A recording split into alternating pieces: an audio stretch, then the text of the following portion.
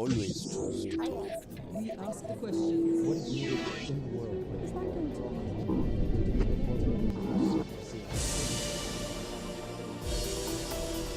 Šta misli o novoj vladi? Jesu li hapšenja političara i diplomata politički motivisana? Brine li ga ruski i kineski utjecaj u Bosni i Hercegovini? Koliko je regija napredovala od pada komunizma? Ambasador Sjedinjenih Američkih Država Michael Murphy govori za Al Jazeeru.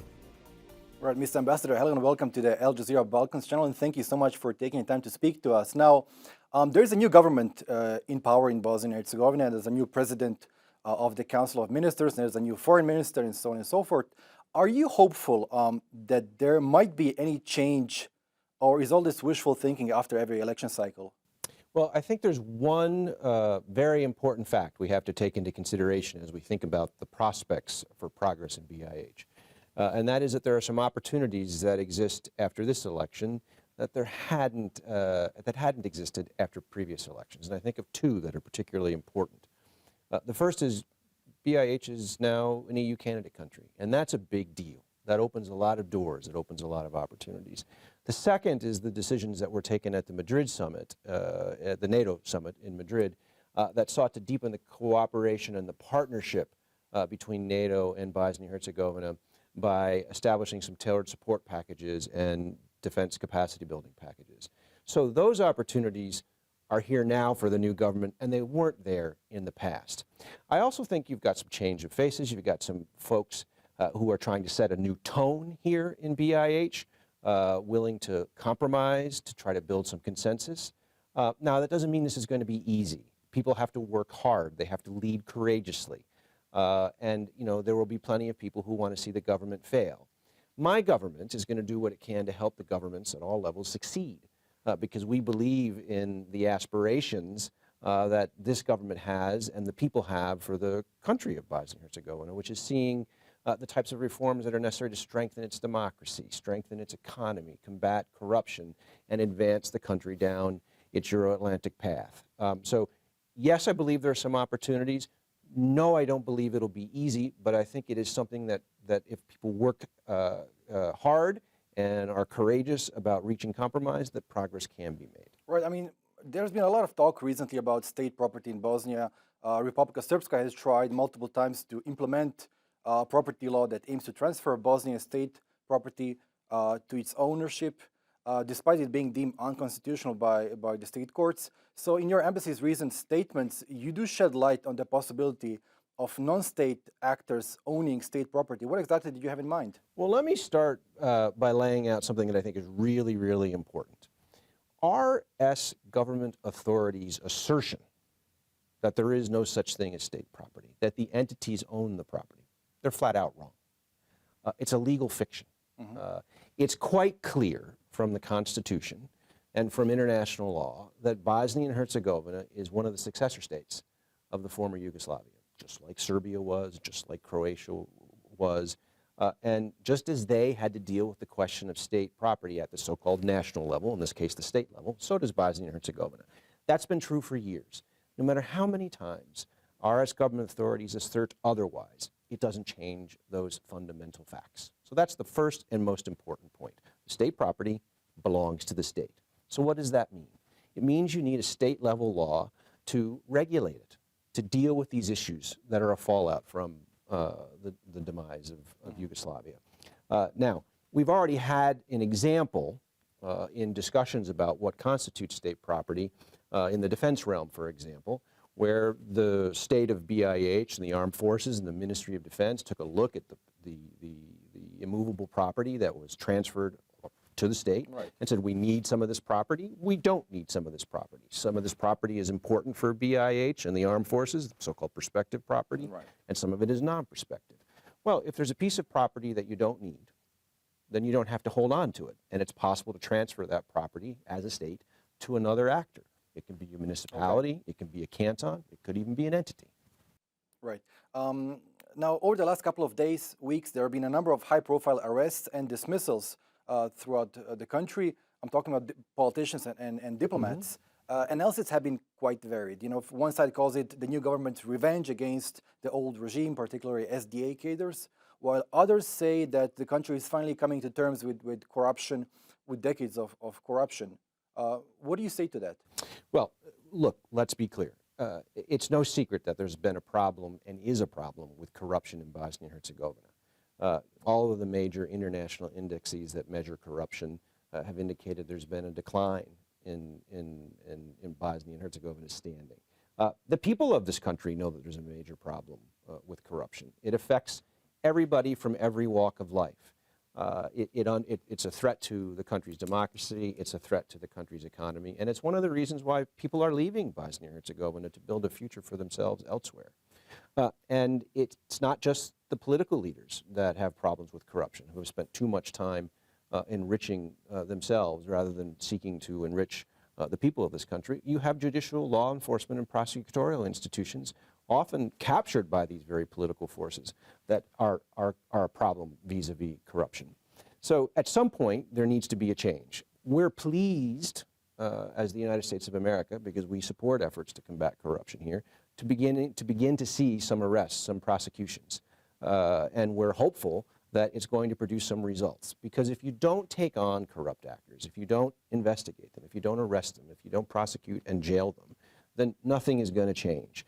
It takes time to develop these cases. I don't think things happen instantly. And it's going to take more time and more hard work and more courage to continue to make progress. So we're always welcoming progress from local actors, and it's ultimately the responsibility of local actors to combat corruption. And that's how we interpret the latest arrests. Right, but if you zoom out of the situation today and look at Bosnia in the last 30 years, I mean, millions of dollars have been spent trying to root out corruption in the country, in the region. Why have all these attempts failed so utterly? Well, look, not every assistance program is always successful. That's something that the United States has conversations about internally all the time, right? And I'm sure the European Union and other donor countries do as well. You have to reassess your approach to combating corruption, to the assistance you provide in light of that. But having said all that, right, I mean, ultimately it is the responsibility of the local actors to make change, right? If a politician wakes up every day and decides that his primary or her primary interest is enriching him or herself rather than enforcing the law, rather than building the future in a prosperous democratic future that the people of this country want, and if people we train, prosecutors, judges, decide that they're going to take the bribe or respond to pressure from political leaders, then there's not going to be progress. Voters have to hold these folks accountable. We have to adjust our approach to how we provide assistance in light of this. And we also sometimes have to take other actions, such as sanctions, to signal our unhappiness and problems with some of the most extreme cases of all of this. But, as discouraging as it can be, because there hasn't been the success that we all would like to see, you can't give up. That's not a reason to stop. You have to keep going. Sometimes you're going to be disappointed by the results, and other times you're going to find actors who are prepared to finally step up. If we can create some space where we can get some successes, and people who are courageous enough in the anti-corruption offices, for example, and the journalists who uncover some of these scandals can produce some change, then that creates incentive for more change. Right, we'll be talking more about sanctions afterwards. Let me ask you, so would you say that authoritarian kleptocrats living in the Western Balkans are thriving on the West's failures, or rather unfinished business in this region? I mean, is this the reason why such high levels of corruption are still persistent in this region? No, I think it's convenient for political actors here to blame somebody else for their own failures. I don't think it is the West's fault that politician X or politician Y is corrupt. I think that's his or her fault. They make those decisions themselves. They campaign on a promise to reform the country's economy, to tackle corruption, to improve the rule of law. Then what do? That's on them, right? We can encourage, we can provide support, we can assist the people of this country, but at the end of the day, the political leaders are responsible for their decisions, and the good ones and the bad ones. Right now, the region in Bosnia and Herzegovina in particular is back in focus following Russia's invasion of Ukraine. Many analysts have been warning that Moscow could use this region to stoke tensions and to divert the West's attention from what is known as the near abroad, Central Asia. So do you see that as a realistic scenario? Do you think Russia can really, make any trouble in this part of the world? Well, let me answer that question in two parts. It's clear from the Russians' further aggression in Ukraine that we're living in a new world. The geopolitical situation in Europe, but globally, is much different than it was 10 or 15 years ago. And it should have been clear even before then, but it's certainly clear now. I don't think Russia is a direct threat in the sense of planning some sort of military action or security action in the Western Balkans. So in that sense, no. But we do know that Russia is engaged in malign activity in the region. It supports right-wing extremist groups, for example, in the region, who are stirring up ethnic hatred and tensions, who are anti-democratic, opposed to the rule of law. We know that it's funded certain politicians, including politicians in Bosnia and Herzegovina, in ways that are counterproductive. So we have to be alive to the challenges and the threats posed by Russian malign influence. What my country is doing is, first of all, talking about it, exposing it, but we're also working closely with the people of this country and the institutions of this country to advance the country down the path towards Euro-Atlantic integration, which is what the people of this country want. And we're going to continue to do that. But we always have to be vigilant about the challenges Russia is posing. Right, but I mean, as we speak, Bosnian Serb politician Milorad Dodik is in Moscow, where he has already met Vladimir Putin's point man for the Balkans, Nikolai Petrushev. He's also supposed to be meeting Vladimir Putin himself. So do Mr. Dodik's cozy relations with the Kremlin worry you? Should they worry you? They should worry the people of Republika Srpska and the people of Bosnia and Herzegovina, right? Because, quite frankly, it's stupid. The future of this country is in, Euro-Atlantic institutions, in the Euro-Atlantic community of nations. It's been true of the people of this country for 1,000 years. They're part of this community, right? And what the public wants, of course, and what the people want, what the people who voted in the last election all say they want, is integration into Euro-Atlantic institutions. So siding with Russia and going to Russia when it's clear that that's not where the future of Europe is and that's not what the people of this country want makes absolutely no sense. The people whatsoever. of this country, the people of the Federation. The people of this country. If you look at poll after poll, the people living in Republika Srpska and living in the Federation want to be part of the European Union. And it's not just that they say that when a pollster comes around and asks the question, where do they go on vacation? Where do they send their kids to study abroad? Where do the businesses go to build prosperity? They're not going to Russia. They're going to Germany, they're going to Austria, they're going to the United Kingdom, they're going to Canada, they're going to Sweden, they're going to the United States. The people have made quite clear what they want to do. And I think the European Union leadership has said it quite clearly in the past couple of days, and I agree with what they've said. Your partners don't go to Russia. They go to Brussels. That's where the future is. And Dodik has said that's where he wants to go, and yet he's off in Russia doing what? Honoring a man and honoring a country that's been violating international norm after international norm, that's engaged in a brutal, horrible war in Ukraine, and violating the sovereignty and territorial integrity of another state. It makes absolutely no sense. Maybe it makes sense for him personally, but it certainly makes no sense for the people he claims to represent. Does it make sense for Vladimir Putin to have a proxy in this part of the region? Well, I mean, Vladimir Putin has made clear that he's seeking to disrupt the European security architecture in Europe. So, I'm never surprised by actions taken by Vladimir Putin that are designed to, undercut democratic institutions in Europe, undercut prosperity in Europe, undercut the transatlantic community of nations. He's been doing that for some time now. Can you consider the Western Balkans as Europe's soft underbelly? I would frame it a different way. It's an integral part of the Euro-Atlantic community of nations, and it's the responsibility of that community of nations represented by the United States, NATO, the European Union, Canada, and the other member states of both organizations to work and partner with the the countries of this region to move them closer and closer and ultimately into the institutions of the Euro-Atlantic community of Now, from the nations. perspective of the largest member state of NATO, would it be in the interest of the alliance to include Bosnia as soon as possible and to close the only remaining coastal gap stretching from Finland until the Turkey-Syria border? Well, my country has been quite clear about what we want to see happen here in Bosnia and Herzegovina and what we want to see as its future. And I've said it repeatedly in our interview, which we want to see Bosnia and Herzegovina integrated into Euro-Atlantic institutions, and that includes NATO, right? The law of the land in Bosnia and Herzegovina is that's exactly what you're going to be working towards, as a country, whether it's in the Ministry of Defense or the Armed Forces of BiH. And NATO has made clear that it wants a deeper partnership and deeper cooperation with Bosnia and Herzegovina. I spoke earlier about the decisions taken at Madrid. That's an example of it. So how do we get there? That's really the question.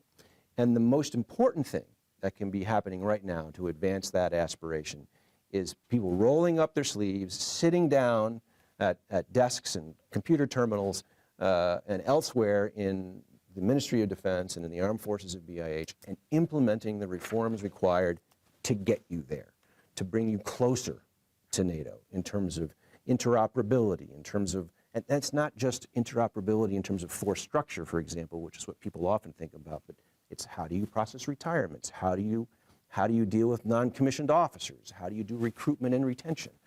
That's not really exciting stuff. It doesn't make headlines. But it's important, yeah. But it's the backbone of every NATO military, every member of the alliance. All right, once you do all that, if you still have one member of the tripartite presidency that is against the country joining NATO, then what?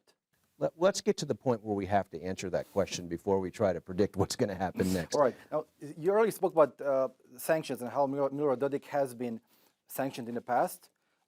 So he has been sanctioned by the State Department, yet we have seen mid-ranking State Department officials such as Derek Chalet and Gabriel Escobar meeting with Dodik in Sarajevo. So now, how do you make sense of the fact that a person who has been sanctioned by the State Department is meeting with State Department officials? Well, two observations. I can't think of a recent meeting between either of those officials and President Dodik. So I think you're referring to some period back. I checked. He was already sanctioned after. Well, yes. I mean, I had a courtesy call with Mr. Dodik when I arrived, when he was in the tri-presidency as well. Look, our sanctions policy is quite clear. We will, from time to time, meet with people who have been sanctioned when we think it's in our interest, but that's not a regular occurrence, and I would be careful about, suggesting that we do that as a matter of course, because we don't. And I think our sanctions have been, I said this the other day at the conference you and I were discussing before the interview. People like to say, well, your sanctions don't matter. And I know the people who are sanctioned like to say the sanctions don't matter, but in private they're doing an awful lot and working very hard to try to get off that list. So I'm confident that they're effective, whomever they're imposed upon. Right. Now let me ask you something. Moving out, zooming out of the Balkans. I mean, since the end of World War II, the United States has been key to maintaining European security, primarily through NATO. So let me put it bluntly: Can Europe defend itself without the U.S.? Europe and the United States are in an alliance to defend one another from threats to either the United States directly, to Europe directly, and that's as it should be. One of the lessons from the early part of the 20th century is we can't do this by ourselves, that we're stronger together. And I think that's, for me, the key takeaway from the 20th century. And I also think it's really important to note that when we are threatened, when we do perceive a challenge to our security, we respond together. Ukraine is an absolutely terrific example of this. I mean, we really have rallied as an alliance, as a Euro-Atlantic community of nations, to ensure that the security of Europe, a Europe that is whole, free, and prosperous, at peace, is defended by the support we're offering Ukraine in the face of the naked aggression of Russia. But still the U.S. that is supplying the largest chunk of weapons and Well, ammunition. we're the biggest country. And the Baltic states. We're the biggest country, right? The United States has been the biggest country in terms of, military spending and GDP and other things for a long time, and so we make, the biggest investments. Mm-hmm. But I don't want to slight what my European allies are doing because they're making tremendous contributions as well. I mean, look at the decisions taken at the G7 summit to provide advanced fighter aircraft to the Ukrainians. That was spearheaded by the Europeans. All right.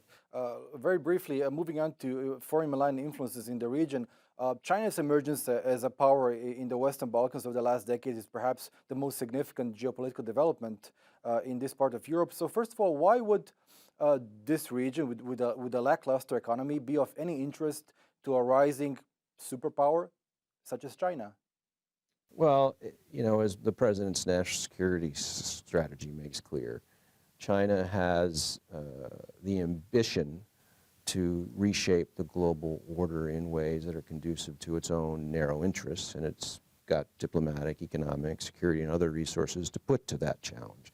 And that's a problem because their vision of the global order is at odds with the one that we all share. And I say we, I mean Western liberal countries of not just the European community and the North American community of nations, but also parts of East Asia and the Pacific and Africa and elsewhere.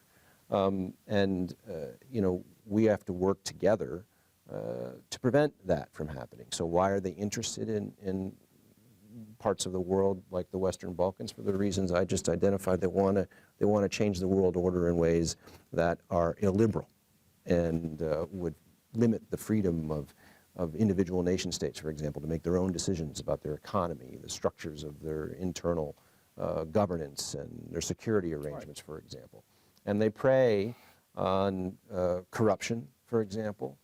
They take advantage of internal fissures. They make use of rather unscrupulous business deals and so-called infrastructure packages to try to find a way into a society to increase their own leverage and capacity to affect the internal decisions of a country. And you can see that from some of the countries that have had this experience. That was exactly my next question. I mean, has China already acquired real leverage over Western Balkan countries, or is it on the cusp of doing so?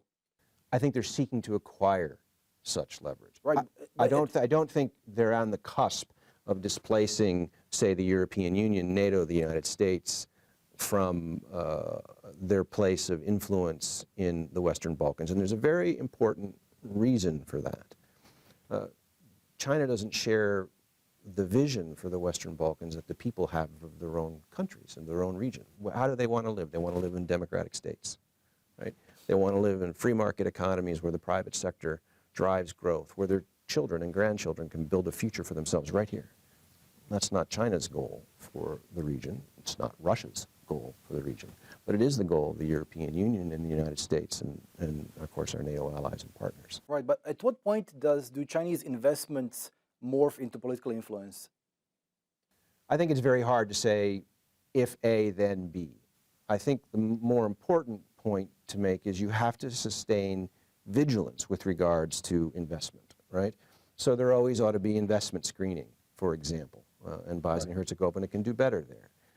If Huawei is coming to seek control of your IT or other surveillance cameras, then you should be concerned because we know what they do with that information.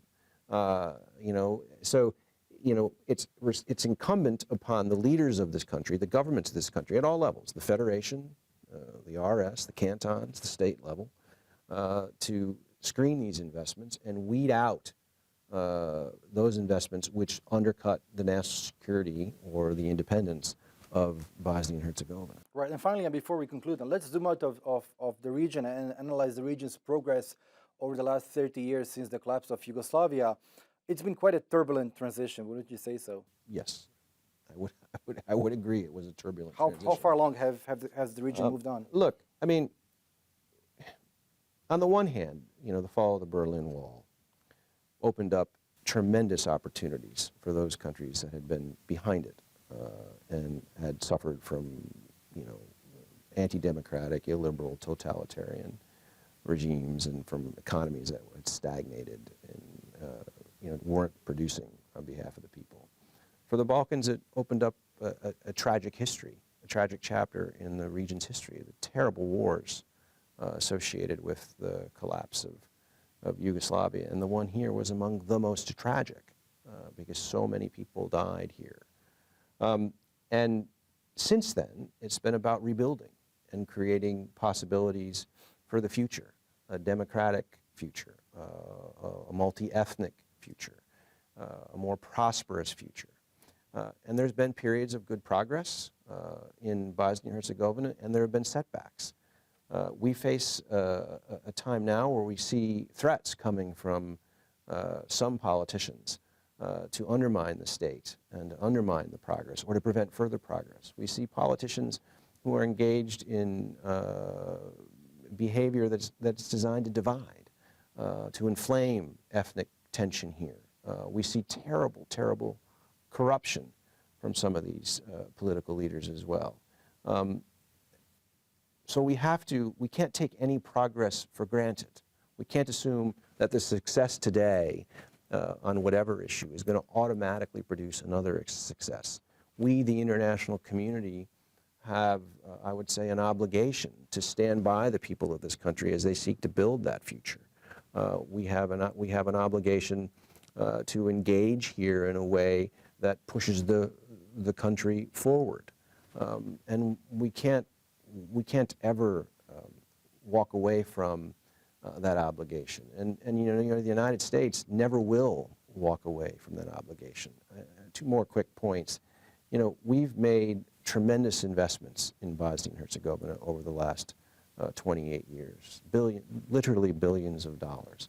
We've stood by the side of the people of this country as we've tried to build the state-level institutions that are necessary to advance the country's Euro-Atlantic future. And we're continuing to do that. I mean, I've been announcing over the past several months some new programs aimed at, for example, deepening our partnership with the armed forces of BiH, helping produce change in local governance that will make municipalities more responsive to their citizens, that will bring in diaspora investment, that will help grow the private sector. And we're continuing to invest in institutions that help hold the political leaders of this country accountable. Independent journalism, for example, civil society groups. And we're going to keep doing that. Our commitment to Bosnia and Herzegovina is enduring. I've said it before a lot, but it bears repeating. Territorial integrity, sovereignty, multi-ethnic character of BiH integrated into Euro-Atlantic institutions. That's what drives our policy here, and that's not going to change. Mr. Ambassador, it was a pleasure speaking to you. Thank you so much for your time. You're welcome. Thank you very much.